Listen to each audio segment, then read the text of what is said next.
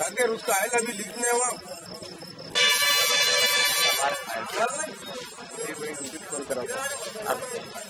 यहाँ से आधे घंटे से बोर्डिंग के पास